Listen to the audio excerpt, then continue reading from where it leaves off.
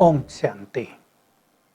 आज हम आपके समक्ष एक ऐसी महान विभूति को प्रस्तुत करने जा रहे हैं जिससे प्रेरणाएं पाकर अनेक आत्माओं ने अपने जीवन को पवित्र किया, जिसकी ज्ञान वीणा सुनकर कईयों ने ईश्वरीय महावाक्यों से अपने जीवन का श्रृंगार किया। वे थी जगदम्बा सरस्वती, जिनको हम सभी इस ईश्वरीय विश्वविद्यालय में प्यार से ममा कहकर पुकारते हैं। 16 साल की आयु में आई थी। आते ही प्रथम क्षणों में ही महसूस हुआ बस यही सत्य ज्ञान है, आ गई मैं जहां मुझे आना था। बाबा की दृष्टि मिली। ब्रह्मा बाबा के तन में शिव बाबा ने प्रवेश करके उनको याद दिलाया, तुम वही हो महान आत्मा जो कभी राधा थी। अब तुम फिर से महान बनने के लिए आ गई हो। पल भर में, कुछ ही क्षणों में सारा ज्ञान उन्हें प्राप्त हो गया। स्वयं भगवान ने उन्हें इस महान यज्ञ को संभालने की जिम्मेदारी दी। अब विचार करें, 16 साल की कन्या, उनको दिव्य बुद्धि प्रदान कर दी, उन्हें अपनी शक्तियां दे दी सर्वशक्तिवान ने, और वो इस अल्पायु में मां बन गई। अलौकिक मां, सबकी पालना करने वाली मां, मातृत्व से भरपूर मां, जिसने अनेकों के जीवन का कल्याण किया, अनेकों को सन्मार्ग दिखाया, अनेकों को जीवन जीना सिखाया। उनके साथ के बहुत कम लोग हमारे पास रह गए हैं। उनके साथ वालों के अनुभव बड़े ही निराले थे। मैं जैसा देखता आया, वो ज्ञान की देवी थी। ज्ञान का चिंतन उन जैसा शायद किसी का ही रहा हो। ज्ञान के सागर से ज्ञान मिला। भगवान जब ज्ञान देते हैं, प्रजापिता ब्रह्मा के मुख से दिया, तो इशारों में बातें की। उन गुह्य रहस्यों को ममा ने कैच किया, उनका विस्तार किया। मुझे याद रहती है, जब मैं छोटा था, ममा की एक मुरली सुनी, मुरली माना भाषण। उसमें था, लोग कहते हैं मन को मार दो, सब संकल्पों को समाप्त कर दो, जीरो कर दो। उदाहरण दिया बहुत अच्छा। तुम कहते हो भगवान को भी संकल्प आया सृष्टि रचने का, तो जब भगवान भी संकल्प करता है तो हम संकल्पों को क्यों मार दें? बहुत प्रिय बात लगी।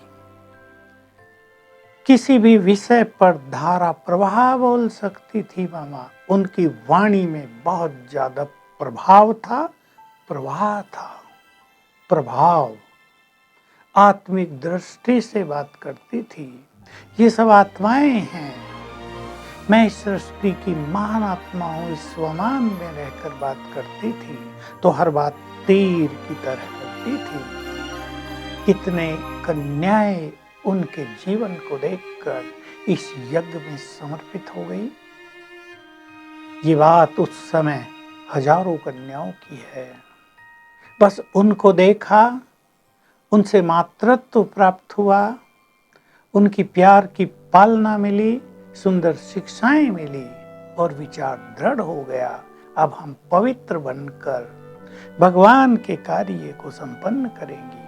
भगवान ने रुद्र यज्ञ रचा है, उसमें अनेकों ने अपने जीवन की आहुति डाल दी। बहुत बड़ा काम था। ममा के साथ 380 भाई बहनें थे।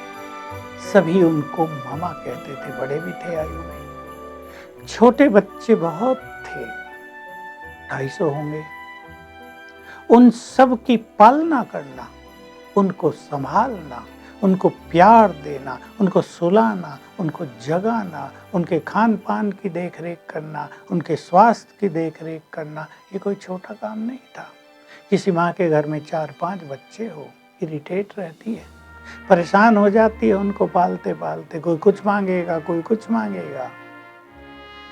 ऐसे छोटे बच्चे जो पढ़ते पढ़ते बड़े होने लगे, उन सब में मामा ने ऐसे संस्कार भरे कि वो महामानव बन जाएं और उनमें से बहुत श्रेष्ठ स्थिति को प्राप्त हुए, जिनमें से बहुत सारी आत्माओं को आप तो नहीं जानते, हम जानते हैं, जो छोटे आए थे और बहुत महान बन गए। दादी हृदय मोहिनी, दादी प्रकाश मणि, ये सब एग्जाम्पल हैं जो उनकी पालना में ईसु दादी और बहुत सारी बहनें जो छोटे आए थे, पढ़ने आए थे और महान बनकर विश्व सेवा में लग गए।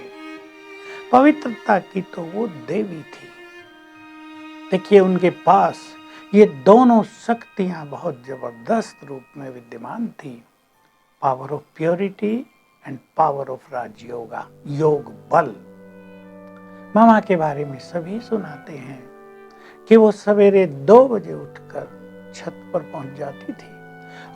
उस शांत और एकांत माहौल में गहन तपस्या करती थी। तपस्या है आत्मिक स्वरूप में स्थित होने की, तपस्या है परमात्मा के स्वरूप पर स्थिर होने की, उससे सर्वस्व प्राप्त करने की, उससे वरदान लेने की। और हम समझते हैं कि मामा परमात्मा वरदानों से पूरी तरह श्रृंगारी गई थी। उनके बोल में जो पावर थी वो भी उनके साथ वरदान था। लेकिन ये दोनों शक्तियां जो संसार की सबसे बड़ी शक्तियां हैं, जो किसी को भी महान लेवल पर पहुंचा देती हैं, वो दोनों उनके पास थी। इन शक्तियों के द्वारा उन्होंने यज्ञ का बहुत बड़ा कारोबार संभाला, यज्ञ के कार्य को सुचारू रूप से चलाया, ब्रह्मा बाबा को बिल्कुल निश्चिंत रखा ताकि वे भी अपनी महान तपस्या कर सकें। भिन्न भिन्न स्थानों पर जाकर इस महान कार्य को बहुत आगे बढ़ाया। जिन्होंने उनकी पालना की वो जीवन भर उनको याद करते रहे। अब तो उनमें से बहुत कम बचे हैं, पर जब मैं आया तब मुझे ये सब सुनने और देखने को मिलता था। प्यार से पालना करना, अच्छी बातें दूसरों को कैसे सिखाई जाती हैं, ये सीखना हो तो मामा से सीखा जाए।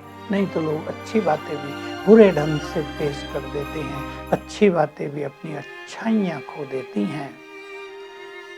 पवित्रता की प्रतिमूर्ति होने के कारण, कर्मेंद्रिय जीत होने के कारण उनका मन बहुत निर्मल, स्वच्छ, मातृत्व भाव से भर गया था। बहुत सुंदर भी थी वे, लेकिन कोई भी उन्हें देखकर कुदृष्टि नहीं रख सकता था। जो भी उनके सामने आता था वही निर्मल हो जाता था, माँ माँ कह के पुकारने लगता था। बहुत तेज था उनके चेहरे पर, वो आत्मिक तेज था, वो पवित्रता का तेज था, वो योग का तेज था, वो परमात्मा तेज था। इसलिए उनके प्रथम दर्शन से ही लोग बहुत आकर्षित होते थे और वो सब कुछ करने को तैयार हो जाते थे जो वो उन्हें ईश्वरीय संदेश के रूप में कहना चाहती थी। तो बहुत बड़ा कार्य किया इस धरा पर। ऐसी महान आत्मा जिसने इस महान यज्ञ को संचालित किया, आगे बढ़ाया, हम सबके लिए आदर्श है। उनका हर चरित्र हम सबको बहुत कुछ सिखाता है। आज के ही दिन 1965 में उन्होंने अपने देह का त्याग किया था। आखिर में कुछ बीमारियां लग गई थी, कुछ कारण थे उसके। माउंट आबू का वातावरण, यहाँ की ठंड थी उसका कारण। लेकिन मामा के चेहरे से किसी ने भी ये नहीं देखा कि वो कोई बीमार है। उसी तरह की स्फूर्ति, उसी तरह की कार्यविधि, उसी तरह की स्पीच, उसी तरह की सबकी पालना करने वाली ये कार्य उनका चलता ही रहा।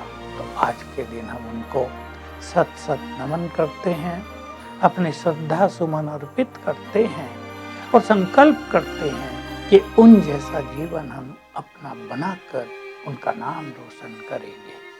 ओम शांति।